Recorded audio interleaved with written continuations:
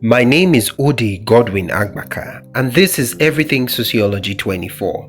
Today we dive into one of Nigeria's most perilous hours, when a nation teetered on the edge of total collapse, and the man with nothing but courage, wit, and unwavering patriotism held the line. This is not just a story of military maneuvers or medals.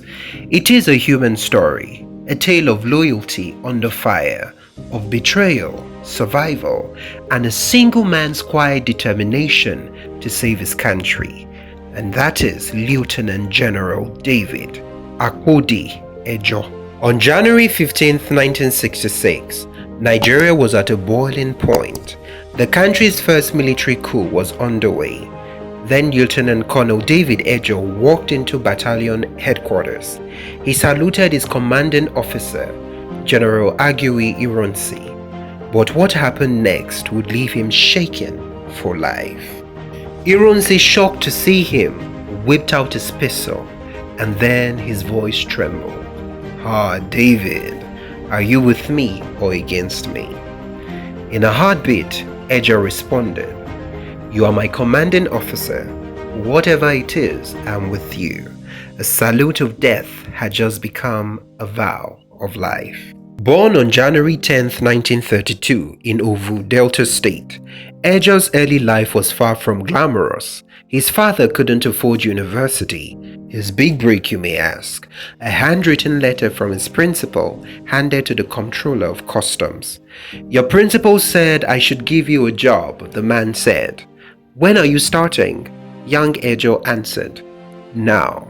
But the army called to him. He passed the entrance exam, and by 1954 he was training at Eaton Hall in the UK, and soon after at the prestigious Royal Military Academy Sandhurst, commissioned by the Queen herself. Nigeria, barely 6 years into independence, was rocked by military mutiny.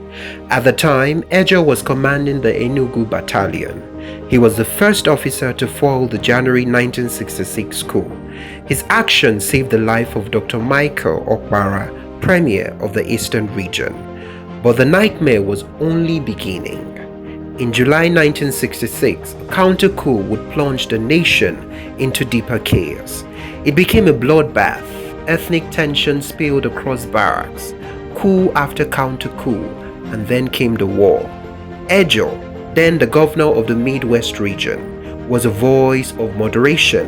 But in a region teeming with officers sympathetic to the rebellion, he became a marked man. He survived 3 assassination attempts.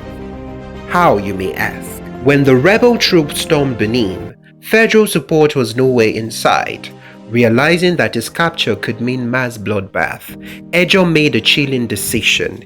He disguised himself as a Catholic priest, climbed on a bicycle, and pedaled over 130 kilometers from Benin to Ebo Orogun in Delta State.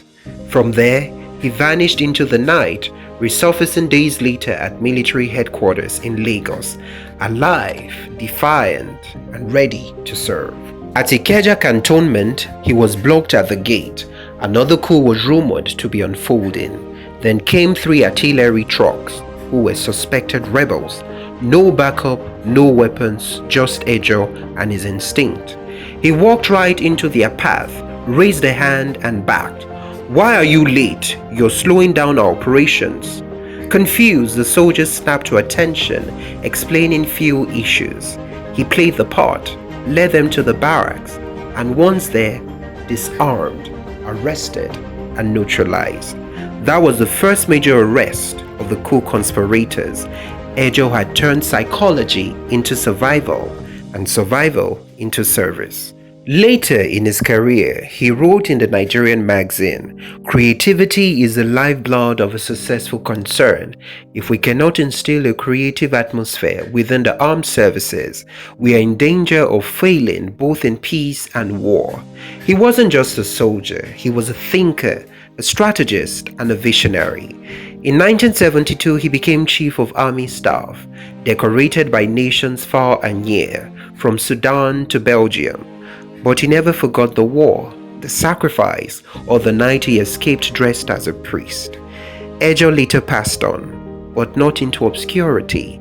His life remains a masterclass in courage under fire, a lesson in duty, improvisation, and principled leadership.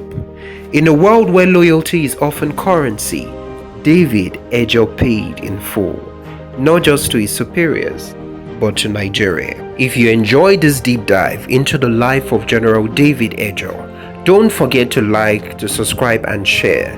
Comment below, what do you think Nigeria would look like today if he hadn't stood his ground that morning in 1966. My name is Odi Godwin Agbaka, and this is Everything Sociology 24, where history meets humanity. Until next time, stay curious, stay informed.